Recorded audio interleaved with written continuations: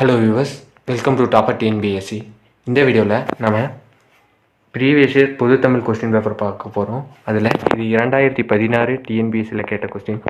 வாங்க இந்த வீடியோக்குள்ளே போகலாம்.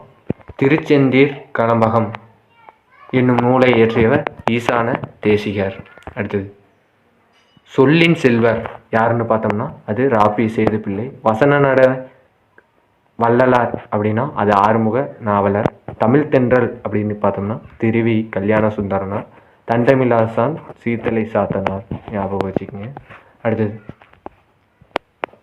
பொறுத்துக்க. தொன்னூல் விளக்கம் அப்படின்னா அது வீரமாமுனிவர். நாலடியார் எதுனா சமண முனிவர்கள். திருவேங்கட தந்தாதி அப்படின்னு பார்த்தோம்னா அது பிள்ளை பெருமாள் ஐயங்கர். மதுரை கலம்பகம் குமரகுருபரர்.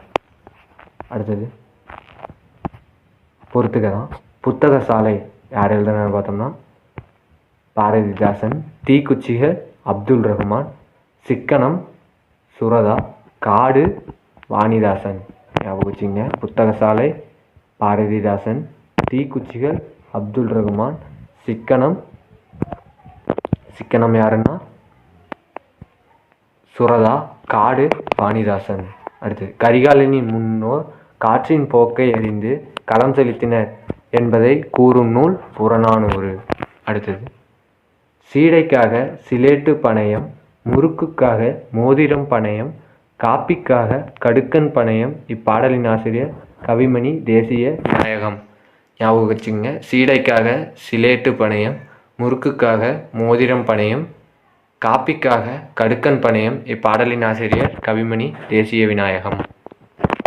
அடுத்தது திருவி கல்யாண சுந்தரனார் எழுதாத நூல் சத்திய வேத கீர்த்தனைகள். மற்றது பாருங்க. முருகன் அல்லது அழகு, நாயன்மார் வரலாறு, தமிழ்நாடும் நம்மாழ்வாரும். இதெல்லாம் அவர் தான் எழுதியிருக்காரு. அடுத்தது குறிஞ்சி திட்டு என்னும் நூலை இயற்றியவர் பாரதிதாசன்.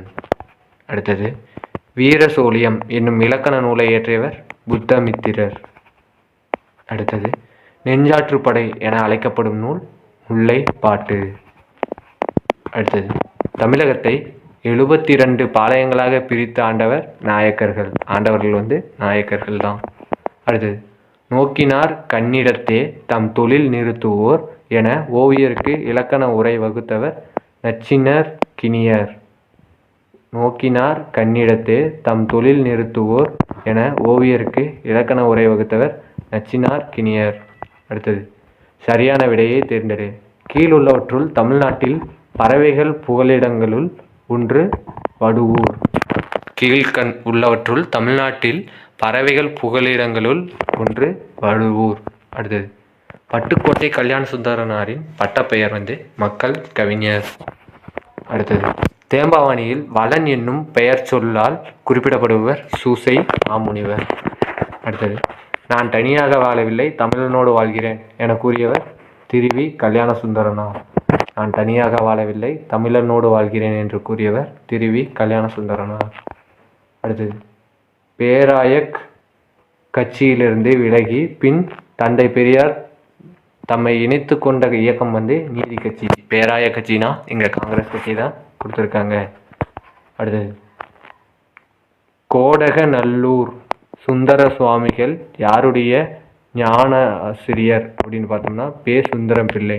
கோடகநல்லூர் சுந்தர சுவாமிகள் யாருடைய ஞான ஆசிரியர்னு பார்த்தோம்னா பே. சுந்தரம் பிள்ளை. புத்த பிரானின் பாதத்தில் எத்தனை சக்கர ரேகை உண்டு என சாத்தனார் புகழ்கிறார்? 1000 சக்கர ரேகை. அடுத்து கலையாத துன்பம் இக்காரிகைக்கு காட்டி வளையாத செங்கோல் வளைந்தது இதுவென்கோல் இங்கனம் கூறியவர் மதுரை மக்கள்.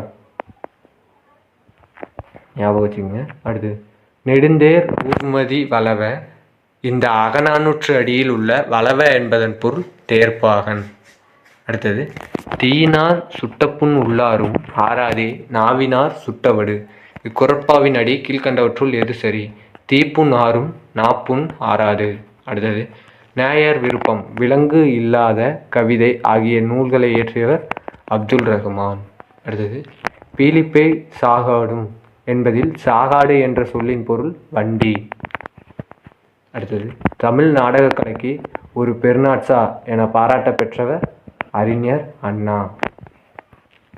அடுத்தது, பிரெஞ்சு குடியரசுத் தலைவரால் செவாலியர் விருது பெற்ற கவிஞர் வாணிதாசன்.